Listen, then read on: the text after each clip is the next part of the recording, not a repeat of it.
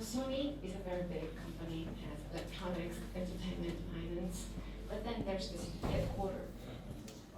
And Sony Computer Science Lab is our lab directly under the headquarters. We're independent lab. We were established in 1988. So last year it was our 30th anniversary last year. And we have research labs in Tokyo and Paris. We are very small, only 30 researchers. But what makes us very unique is that we do research basically for the future of humanity. Is a blue sky research, we call it. So we're part of Sony, but also our researchers, they do blue sky research for the future of humanity. Here are some of the models. So it's small, we're 30, but the themes that the researcher handle, it's very interdisciplinary. It's in a scale ranging from healthcare, agriculture, AI, robotics. So it's very, the domains that we handle is very large. And what we think is most important in our lab is that we kind of gather the crazy people so that they can let them change themselves the world. So that's why actually we're very small, and this is it. It's like 30 researchers. But so going briefly back into the 30 years of our lab is that we started as a computer science lab. So the first 10 years was like OS, operating system, distributed AI. So the research itself was on computer science back then. And of course we say that, okay, we do research, blue sky research, but all our IPs belong to Sony. So eventually all the IPs that were invented in CSL has contributed in many different areas and products in the past. And as we entered the second decade, it was like using computer science into different domains like biology, economy, neuroscience. So that was the kind of the second decade of our lab. And again, we have, so in the second decade, there were people creating new domains of science. And also, we have continued to contribute also to Sony's business with our IPs. And also, some of the researchers have used their IPs to kind of do startups also started in those years. But again, this is kind of a snapshot of an example. We have a product called Xperia. It's a mobile phone. And back then, if you take a snapshot, about 5 IPs originated from Sony Computer Science Lab. And Sony has a very big R&D section within electronics, like 100 people. So what we do, we hand transfer the IPs or those technologies to Sony R&D, and then that's how they kind of productize eventually into products. But the origins of the ideas, many of them come from Sony Computer Science Lab. So this is the third decade, and it was, I think, back in 2008, the former director came to started to advocate this open system science, so that we started to handle science in a more larger perspective, and that's when the third pillar that has been added to our research, and we call it global agenda. And it's in this area that Masa has joined CSL. He's joined back in 2010 after getting his PhD at the École Polytechnique in France. But actually, he's also very interdisciplinary, and he has a certificate for veterinarian in Japan. Okay. And now we have a fourth pillar, and as we all know, it's AI and data. So we cannot do anything without doing all this data. But again, this is the last slide of again, it's only 30 people. So it's important to us is that we do not ask researchers or to do certain things. They are the one who decide their own themes. So it's only when we look back in the past, okay, we can say that the first 10 years was computer science, next 20 years was like something else. But then it's just when looking back at the dots. And actually what we see important is what those researchers, each of them, do in our lab. Okay. And that was a brief introduction of computer science lab. And now I'd like to go into the main agenda for today. I'd like to introduce the Synecoculture learning kit. This is an experiment that we're doing in Tokyo, Japan. I have a small pamphlet. Maybe you could take one and sorry, it's also in Japanese, in English.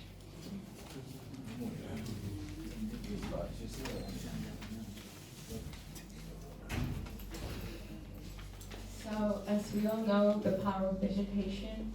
So whenever the rain pours into land, this sufficient vegetation, the topsoil is just two-thirds water goes into groundwater and then goes to the sea. It nourishes life in the sea or river. So there's this flow of life, positive life in the vegetation. But whenever the land is poor or devastated, what happens is that whenever rain falls, it just washes away all the dust in forms of mud in the soil, and it goes into the sea or the river, and it kind of ruins the nature. So what we do, the goal of this Synecoculture principle is how we can recover the top, the soil, but also the vegetation. So this is the basics behind starting a Synecoculture farm. That's how we kind of say in Japan. Suppose there's a land. We dig the ground at intervals of 1.5 meters and make ridges. It would look like this. You don't need ridges, but it's convenient if for humans to go and to pass. And then what you do there is that you plant fruit trees. Fruit trees are very important so that they can provide shades, semi-shades to other vegetables. But also it attracts insects and also birds and other animals. And also, of course, they can bring you fruits. And once you plant those trees, then you plant vegetables and herbs, like in very high density, diversified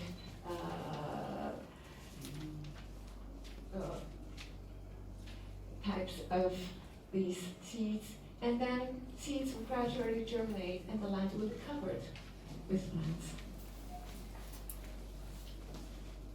Okay, and so we can say that maybe the vegetation has somewhat recovered once you kind of see this settle, the plants, you can see that the plants settle in their places, and also this mechanism in which different species cooperate in each other to recover topsoil. And once you can see that, well, you have all the freedom to do whatever you want with the soil. Plant whatever you want. You kind of have the freedom to decide on the strategy of what we like to do with the soil. And then the slice taking from this framework is what we have defined as a basic unit of this Synecoculture learning kit. So we have been doing this prototype of this learning kit, and we define as the smallest unit of the Synecoculture, but you can see this. And you may not see ecological optimized state. either it's a plant or it's a soil because it's the smallest. But still, you can see observe the cooperative effects will be possible between the vegetables and the plants and the fruit trees in this unit. And so the idea behind this Synecoculture learning kit is that you can see and learn the functioning of ecosystem in the world, so that you can see this flow of life and of the plants in this in the cycle in this kit. And also you will kind of maybe find out that you're also part of the entire network yourself. So that's kind of the entire purpose and the goal of this learning kit. And furthermore, I'd like to introduce what we're doing in Tokyo. With this learning kit, now we're doing this experiment on the rooftop of an urban area downtown Tokyo. So there's this Japan, Roppongi is really like downtown Tokyo. There's this building in the middle. It's like an 8th-floor building. There's this rooftop garden. And using this rooftop garden, we're doing experiments with Synecoculture in cooperation with Mori Building. Mori are the people who own this area. So this is back, we started in March. These are like the planters. As you can see, the big minimum unit, it's like 1 meter. We started in March and installed 5 planters. And if you remember, it's just how it's experiment also to see how the soil recovers. So we're using 3 different types of soil with the experiment. We're using kind of a loam soil. We call it like it's a reddish in color. The middle one is mountain soil. It's kind of rich and with humus. And this one on the right is artificial soil. Once you kind of dig in, it's kind of very white.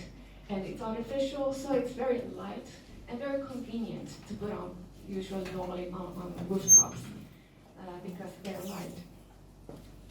And what we did here is that this is an example of a planter. You can see that it's like more than 150 types of different seeds and vegetables and plants. And I had the liberty of choosing whatever I wanted. So I kind of like herbs and flowers. So of course we had fruits, but also these are some of the kind of the vegetables that we were able to harvest from these planters during this 6 months. And so this is how it kind of looks, evolves the planters in those 6 months. And the moment it looks like this, as you can see, it's kind of you already kind of see kind of all these plants and vegetables and on the network. Using the same area, we're also doing a garden also. So in this small garden, we're planting like 20 fruit trees, very different, like lemon, grapefruit, kiwi, whatever, what else, peaches. But also more than 250 species of different plants and vegetables in the same place. And this is how it looks. I think you can see the difference even better than planners to this.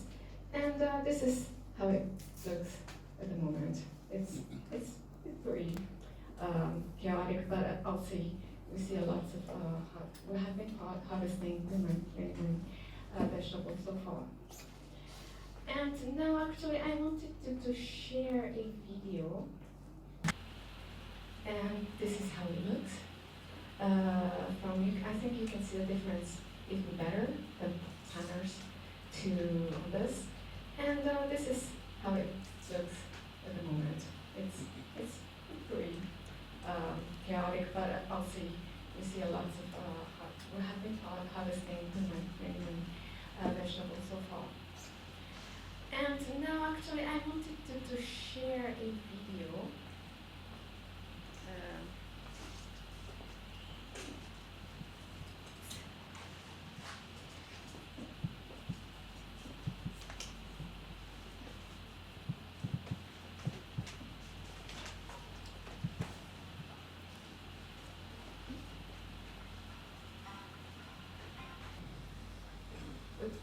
As part of this for summer camp. So from ages from 10 to 15, like 25 people have gathered, and so that they were able to learn 3 points. Well, basically, we wanted to teach them about Synecoculture. But then it was the first part one was on farm management, how you kind of invest. It's a diverse investment so that they did a game using iPads, so that they were able to learn how to cope with the changing environments. I'll go on into explaining to you later with the slides.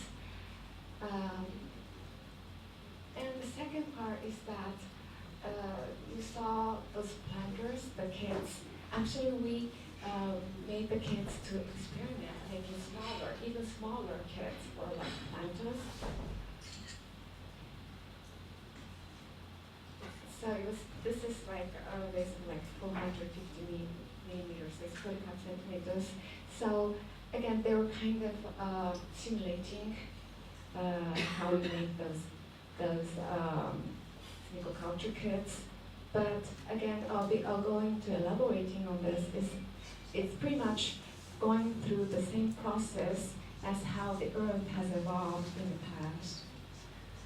And lastly, so in the last part of the workshop, we took all the kids upstairs on the rooftop so that they could see and also to experience both the garden and the planters. So this is all what we have been doing as part of the experiment, and now we're trying to kind of develop all these different kinds of experiments or experiences for the kids so that they have a better idea about what we're doing.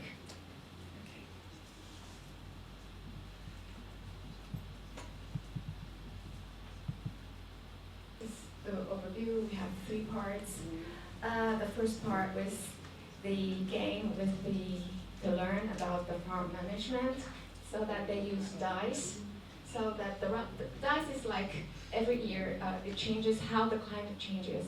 Either it's stable or it's a middle type of a change of climate or a big one, so that they throw dice to see what kind of weather is coming next year. And if the investment is kind of concentrated in only one, for example, vegetables, this is in Japanese. But then if the climate changes very, very dramatically, they kind of lose.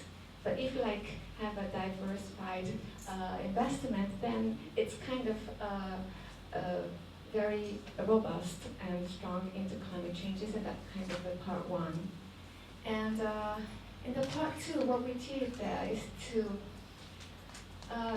we kind of taught them about our solar system. And as you know, the solar system is estimated to be about 5 billion years old. So if a book, suppose a paperback is 200 pages, and it is equivalent to 100 million years, then the history of the universe, of the solar system, is 50 volumes in total. So whenever you think of it as 50 volumes, well, this is kind of illustrations that we used. It's in volume 5, the planet, you kind of see the Earth and the Moon. And then it's kind of in volume 13 that you start to see kind of a life starting to evolve. But then in this area, like 30 kind of volumes, nothing really happened, or I mean, we don't really know about what happened in the Earth in those years. But it is later on in about volume 43 what happens is that all the glacier covered the earth, but then there was glacier and then there's volcano, and then it was in this area that there's just a big glacier that covered all the earth. What happens then that there's this, with the effect of the volcanoes, there were a lot of oxygen that were produced in this era. And that's how life was able to start from seawater, as we all see. But then again, it was difficult for life to go on in the ground because there were no ozone back then. But it's only after the ozone, so it's already like in 145, that once the ozone constituted, then the life gradually was able to go in the land. But then it's worth noting that even after those 5 last volumes, Earth actually, life on Earth became extinct 6 times. In other words, everything came, but every time 6, they discovered the 6th one. 6 months. Yeah, exactly. In this last month, it was an article that they discovered the 6th one. So, but every time there was life again. So it's the same process again and again. So that the Earth itself was able to reproduce again life. And it is the last thing that we wanted to tell the children is that, well, agriculture started 10,000 years ago. But 10,000 years ago, when we look about the 50 billion years, it's the last kind of a paragraph of the last page of volume 50. So that's how long is the history of agriculture with respect to the solar system. And of course, we're heading on to volume 51, 52. Okay, so this is the idea behind the planters. So what we did is that the rocks, we requested all the kids to kind of reproduce the process that Earth took in evolving the rocks and then the soil and the soil. And before planting the vegetables, of course, there's the fern and the moss and there's bacteria. So we kind of explained about this order. And so this is kind of the planters that ended at the end of the 5 teams. But as you can see, these are all small Earth. And to us, this is pretty much Synecoculture. It's an acceleration of the reproduction of the soil and of the how the Earth was able to reproduce life. These are some of the pictures. So going to this future plans with this experiment. It was very successful. The children really loved it. All the parents also loved. And so we want to expand this education program with the Synecoculture principles. And we want to make all those materials, well, some of them are parts of what I've distributed today, the Synecoculture accessible, available, not just in Japanese and English, but maybe if possible in other different languages as well. And also conduct workshops more frequently in schools. And of course, we need collaborators in different countries to be able to kind of expand and to exert. And this is our last slide, going back to the principles of the Synecoculture, that, well, whenever we live in downtown or in a urban city, we not really have green. So we talk to children as like, imagine a story of a butterfly that flies from the mountains and goes to every rooftops or every like balconies, so that eventually maybe be able to reach the sea and the mountains. And providing so that if everyone would join in making those planters in other cities, maybe you'll be part of the entire network of this life. And also maybe experimental data from your experiment will be useful to the practice of Synecoculture